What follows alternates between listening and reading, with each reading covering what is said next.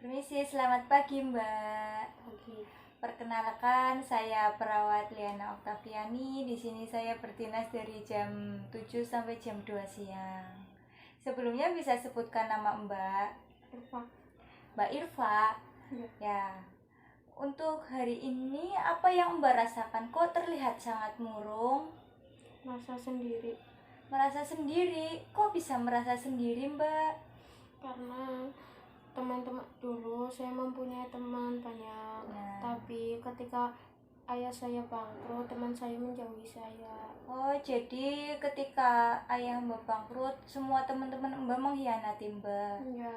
Oh ya udah, untuk hari ini mending kita bercakap-cakap sedikit tentang cerita Mbak ya Mbak.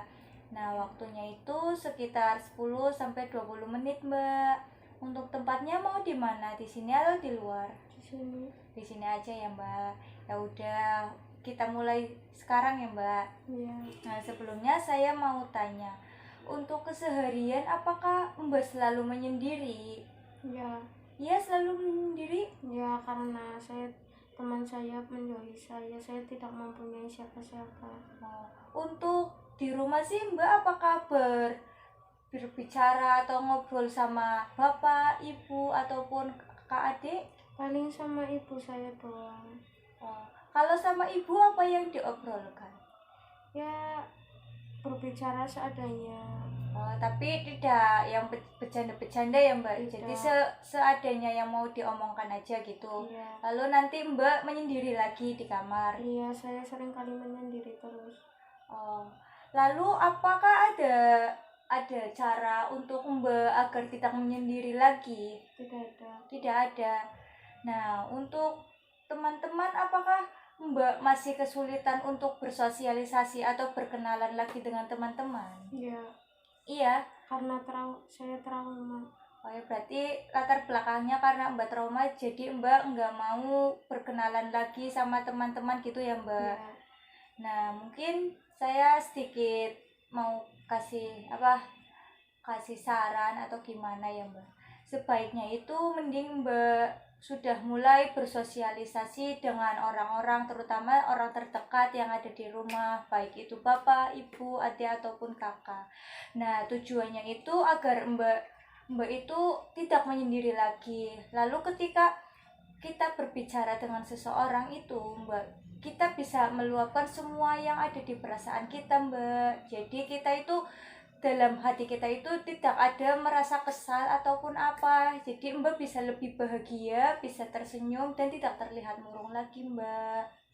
Nah, salah satu keuntungan nih ketika kita berbicara atau bersosialisasi dengan teman, nanti kita menambah teman untuk curhat, teman untuk berbagi, teman untuk bersenda gurau bersama. Jadi apa ya, istilahnya itu Mbak tidak merasa sendiri kayak gini kan, semakin hari kan semakin terpuruk Mbak, juga psikologisnya juga akan terganggu, bisa lama-lama nanti malah stres Mbaknya gitu. Jadi lebih baik Mbak mulailah berkenalan dengan teman-teman dekat, setidaknya berkenalan untuk agar mempunyai teman untuk saling berbagi cerita gitu Mbak. Jadi Mbak tidak merasa sendiri lagi.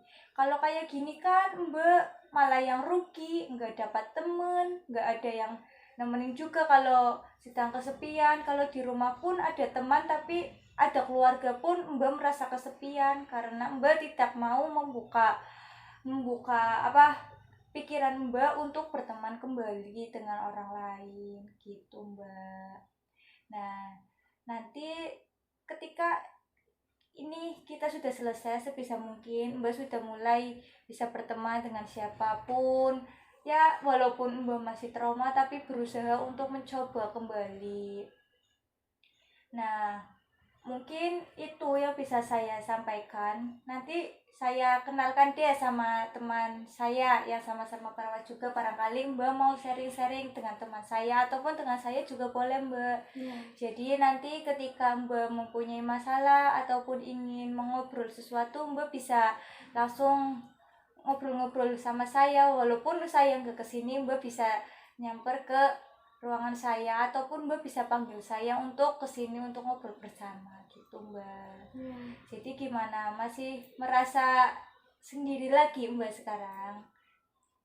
Ya pokoknya walaupun Mbak masih merasa sendiri, tapi di sini Mbak punya istilahnya punya teman untuk berbagi. Jadi sebisa mungkin Mbak sudah mulai membuka pikiran untuk memulai ngobrol Mbak, sedikit demi sedikit ya Mbak. Udah, mungkin untuk hari ini saya tinggal dulu. Nanti Mbak sudah mulai ngobrol-ngobrol sama teman-teman Mbak ya Mbak.